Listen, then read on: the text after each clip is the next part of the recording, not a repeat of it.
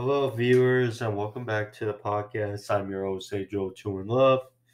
Here back at it with your AEW Dynamite review for October 23rd, 2021. The last, I would assume, preempted Dynamite for the rest of the year, as next Wednesday is back to Dynamite. But here was a very fun show emulating from Florida inside the arena of UCF. I believe, don't know the exact name, but so very good show. We had two of the world title eliminator quarterfinals tonight between Bryan Danielson, Dustin Rhodes, Lance Archer, and Eddie Kingston. Although one of the quarterfinals kind of took a little bit of spill, I would say, with Lance Archer. Hope he's okay. But he took a spill in an audible was pretty much called at the finish of the match. Came between Lance Archer and Eddie Kingston, which I imagine with what was going into it, and I'll get to more in a sec, or in a bit, but Lance Archer in the match for Eddie Kingston, he went for a moonsault and he landed on top of his head. Now, we've seen him hit a moonsault numerous times. Heroics from the big guy, Lance Archer. But you could tell he landed on the top of his head. And obviously, Archer, a big guy, all his weight laying on top of his head is not a good thing. You could see he was staggered, dinged. He was talking to Dr. Sampson, and Bryce Rensburg, I believe, was the referee. He rolled to the outside. They talked to him. He tried to get back in the ring, but you could tell he was just not there. And ultimately, Kingston picked up the surprise victory, seemingly with a roll-up, and advanced to the semifinals to face Bryan Danielson. But other than that, hope he's okay. It's just unfortunate with Archer, the way he's been booked and his direction in AEW.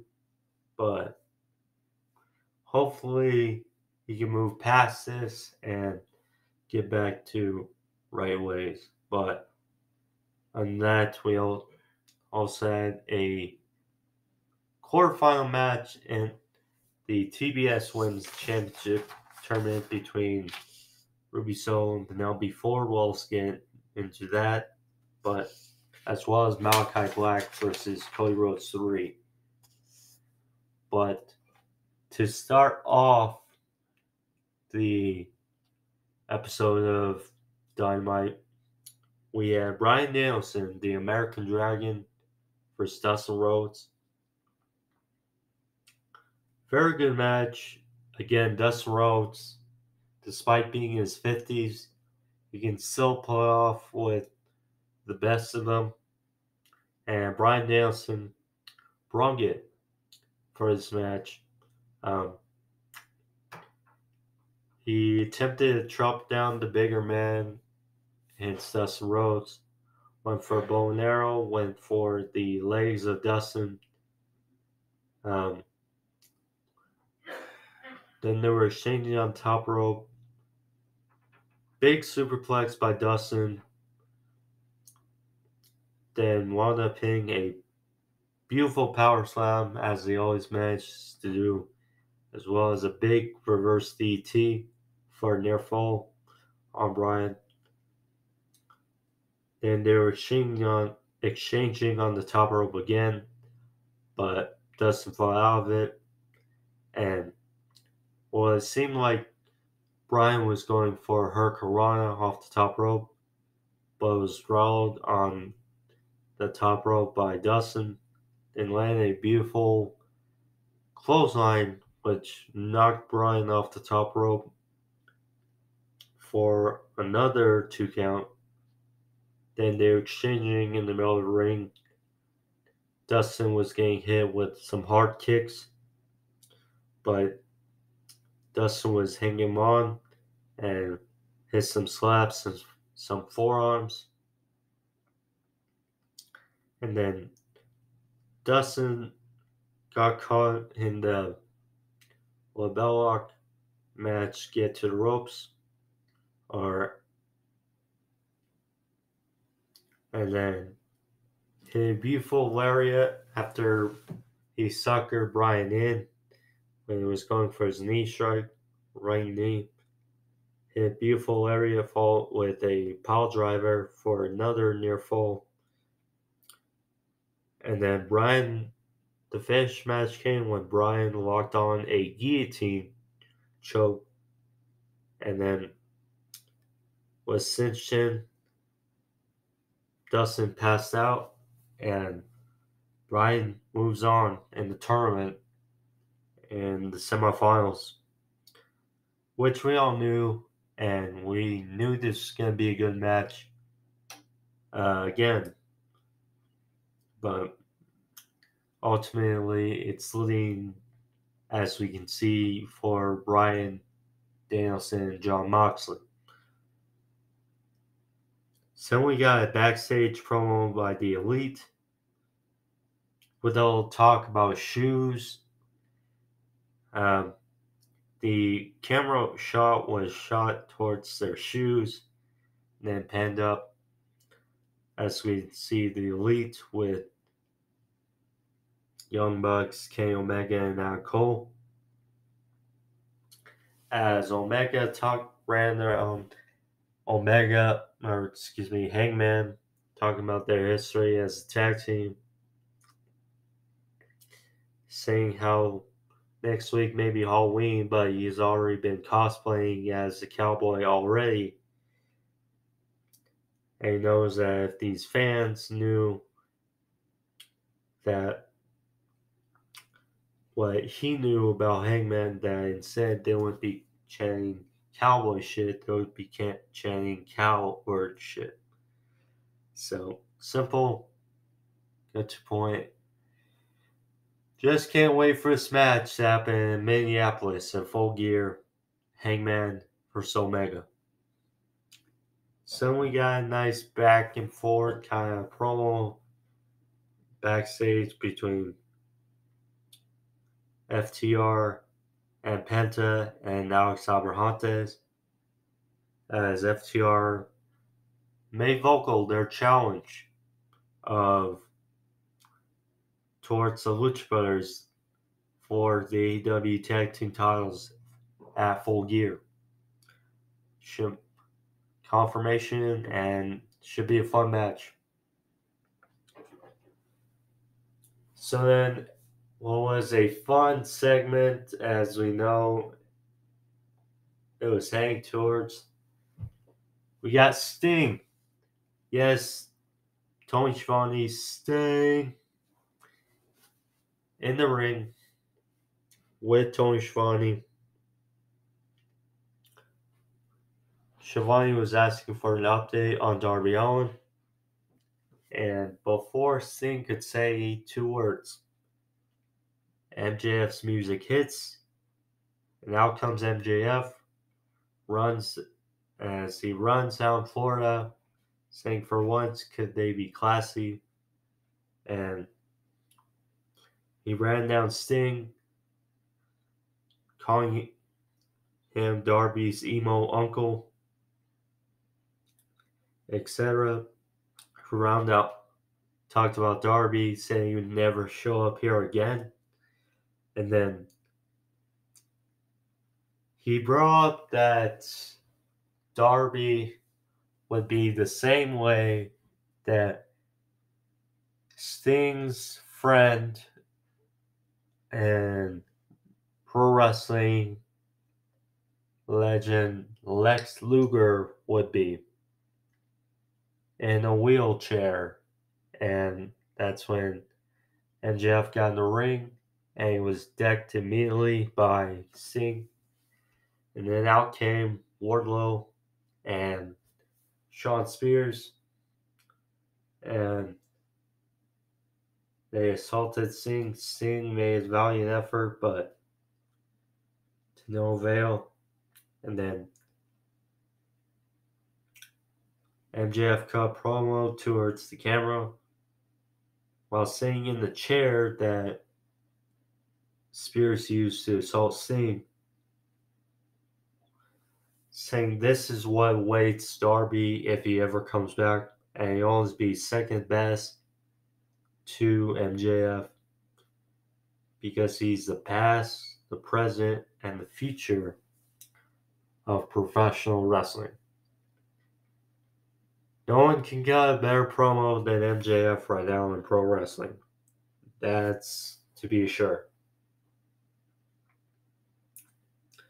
So then we got a first round match of the TBS Women's Championship Tournament between Penelope Ford and Ruby Soho. We all know where it's going. Ruby Soho's music is always a joy to hear. And just still refreshing to see her in AEW, considering her lack of usage in WWE. And of course, she was going to get the win over Penelope Ford. Although she did have some offense in this match. The bunny, she came prancing down to the ring, distracted Soho. They were on the apron, and Ford hit a boot to the side of Soho's head, which knocked her into the ring post, staggered her for the majority of the match. They were playing that up. Ford hit Gutbuster for a near fall, and then both her and the bunny were shocked, and they were trying to use the brass knuckles that they both been using to gain an advantage the last few weeks. But Bryce Rensburg, or the referee, got knowledge of it and forced the brass knucks out of the ring. Ford was trying to use them back and forth, and then Soho rolled up Ford for the surprise victory, but no surprise really. But she got the win.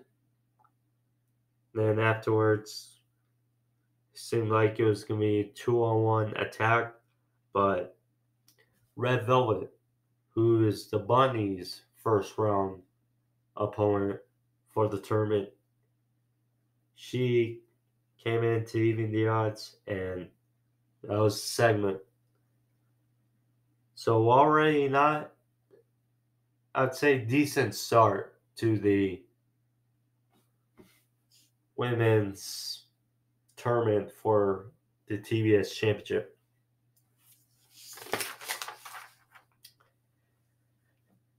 So then we got Bobby Fish versus Anthony Greene. This was interesting considering how both were in NXT, but both were on very different paths. Or I think Greene was on 205 Live, and Fish, of course, was up with Undisputed Era for majority of his run in NXT. Fish, we know, is a great wrestler, but again, and we know he's going to be a good hand in AEW. So This match was simple, gearing towards what happened after the match. But Greene hit a springboard crossbody for almost a surprise near fall on Fish. Fish, you could tell he was more intense in this match because we know the style of Bobby Fish, that kind of striking, the jiu-jitsu like style. He went for a heel for a near fall. Then a dragon screw followed by a sliding lariat. And then hit an exploder into the ropes, followed with the buzzsaw kick for the win. Afterwards, Bobby Fish, he attacked Anthony Greene after bell. An extra attack on Greene to glorious boost in the crowd. And then out came, signifying a Bobby Fish heel turn. I mean, because we know Bobby Fish as a heel is much better than Bobby Fish as a face. And then CM Punk came running out for the save of Anthony Greene.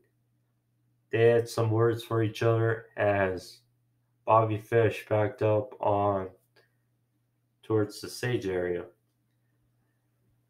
And next week, next Wednesday, we're getting Bobby Fish for CM Punk. Good match. It's just Bobby Fish. We know the thing with him is his character is gonna be, of course, the weak link. We know he's a very good wrestler. It's just now I was worried that this would be, or a little worried that this would be the match for Full Gear for Punk. Luckily, it's not, but maybe this is a get towards match, potentially for something better for CM Punk. We'll see, because we know Punk wants to work with the young guys, and we know Fish, very good wrestler, a very good veteran, but he's no spring chicken and he's not a young guy on the roster, so we'll see. And then we get to the troubling part of the night, or the episode. So, Lance Archer versus Eddie Kingston, quarterfinals in the World Title Eliminator Tournament. So, Archer made his entrance, got a great reaction from Florida, and he was attacked from behind by Eddie Kingston and during his entrance, because we know the history between these guys gearing towards a couple weeks ago at New York in that lights out tag team match with Suzuki and Moxley. So before the bell, they were just brawling towards ringside. It's funny. Archer, he took a fan, quote unquote fan, who was a plant in the crowd. He took this guy, and Kingston was down, and he body slammed this fan on Kingston on the outside, and then when he was on the apron, he choke slammed this guy off the apron on the Kingston. Fun spot. I mean, this match was looking fun to start, and then obviously what happened. So They were gearing towards break. The match started mostly just offense by Archer. He had a blow to the back of Kingston's head and knocked him to the outside. They were again rolling towards outside, and then Archer, he had the advantage again, and then he went up top and went for a moonsault. But Archer, well, Kingston moved out of the way, but Archer again landed on the top of his head. Looked brutal. I mean, I think, well, I saw on his Twitter that he said he'll be okay, which is a good sign. It's just unfortunate because again, we know he wasn't going to win this tournament likely, but at the same time, with how he's been portrayed in AEW, you would have liked at least for this match and him to get this win, because I'm definitely assuming that he was going to win and face Bryan next week, but instead just rolled by Kingston, and it's Bryan versus Kingston next week on Rampage, which should be a fun match, but it's just unfortunate that this was the outcome portrayal towards that match, but at least Archer is okay. And let's say that. So then we got the Man of the Year, Scorpio Sky, Ethan Page, and Dan Lambert. They were in the ring, and they were confronted by Sammy Guevara, who's on stage, and Dan Lambert gave his stipulations for a match for American Top Team guys first and Man of the Year versus the Inner Circle at Full Gear. And the stipulation is for the match to happen,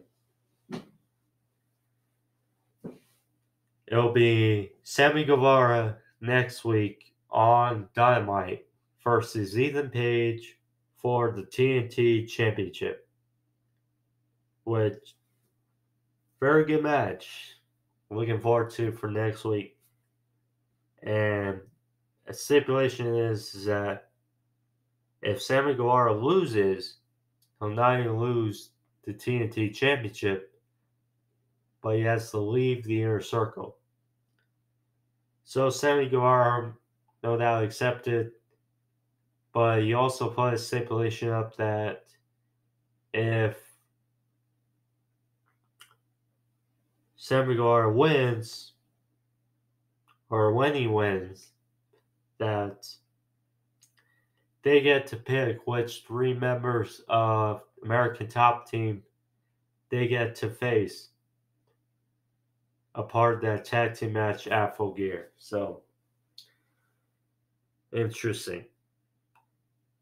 And then Guevara was confronted by Page and Sky on the stage, and then Jericho wasn't there, but the rest of the Inner Circle, Santana, Ortiz, and Jake Hager, came out to even the odds. And they had a brawl, and that was the end of that. So, solid match to look forward to next week between Sammy Guevara and Ethan Page. Because we know we have not seen Ethan Page much in the ring since really that coffin match with Darby Allin.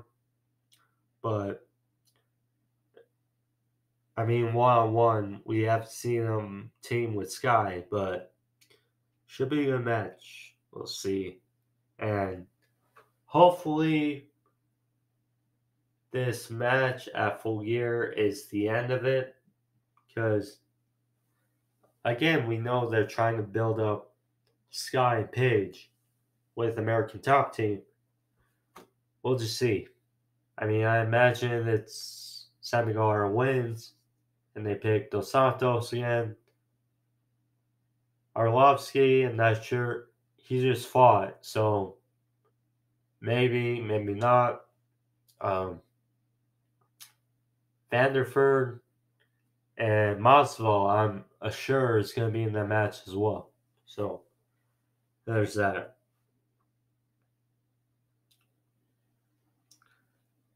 So we get Jungle Boy versus Brandon Cutler. There's a short powerbomb snare trap by Jungle Boy. Cutler taps. After match, Jungle Boy took the mic and noted how it was a good warm up and thanks for trying, Cutler. And then he said he's ready for another fight, so he called out any of the members of the Elite. He was disappointed and then walked in the snare trap on Cutler again. Out came Adam Cole. And he got decked by Jungle Boy, who was met with a super kick party from the Young Bucks. And then it was all beat down by the super kick on Jungle Boy. And then they threw him off the stage towards a pair of tables at ringside. And Jungle Boy was destroyed. Simple. Now, Christian Cage is defending his Impact Championship against Josh Alexander, like I mentioned, at Bound for Glory, which I thought was tomorrow, but is tonight, which is one of the reasons, plus Luchasaurus was taken out, why he wasn't there. So I imagine, because the Dark Order is going to face the Elite next week in an 8-man tag, that perhaps we get some thing of Christian Cage, because the match was leaked for Christian Cage versus Adam Cole. So I imagine that match, the build is going to start next week. It's going to happen at Full Gear. So we got Sammy Guevara versus Ethan Page on Dynamite. We also got Hikaru Shida and Serena Deeb. Another quarterfinals matchup in the women's title tournament. We got that. We also got the Elite versus Dark Order, which just mentioned. Now on Rampage, we also got Bryan Danielson versus Eddie Kingston. Semifinals for the world title in there. And then also on Dynamite, we got Jon Moxley versus Dark Order's 10, Preston Vance. Winner of that will face Orange Cassidy, semifinals. And then we also got a tag team match. We got Leo Rush, who making his first AEW action since the Casino Battle Royal at Double or Nothing. It'll be Leo Rush and Dante Martin versus the Seidel brothers, Matt and Mike Seidel. So interesting there. Then we get to the main event.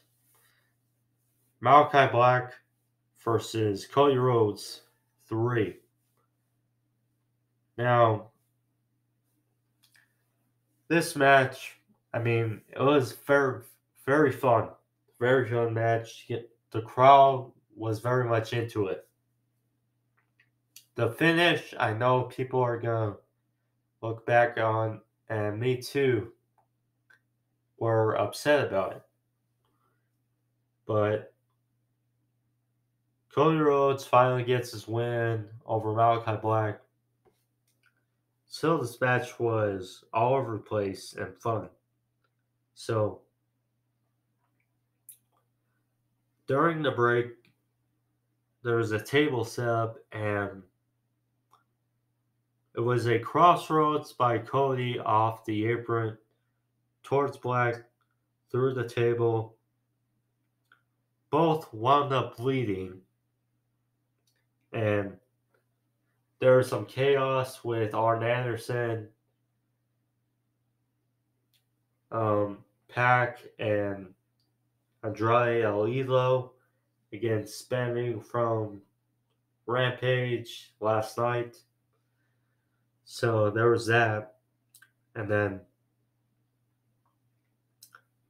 Black hit the Sin Eater, but Cody Rhodes was in the ropes. So he was backed off. Hit a double foot stomp for a near fall. Then Suicida by Cody. And Cody Cutter fall with Crossroads. And then a Tiger Driver 98 by Cody. Don't see often, especially for a win. And Cody gets the victory over Malakai Black. Now,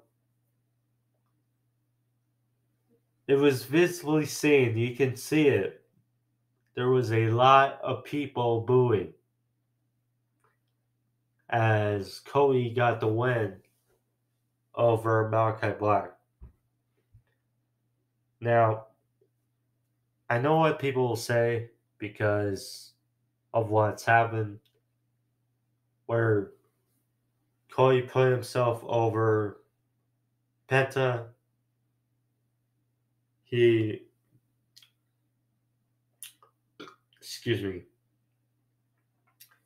put himself over Ogogo in that match, and people are disliking Cody obviously more and more with his exposure, the Go Big Show, his reality show now with his wife Brandy, Rhodes to the Top.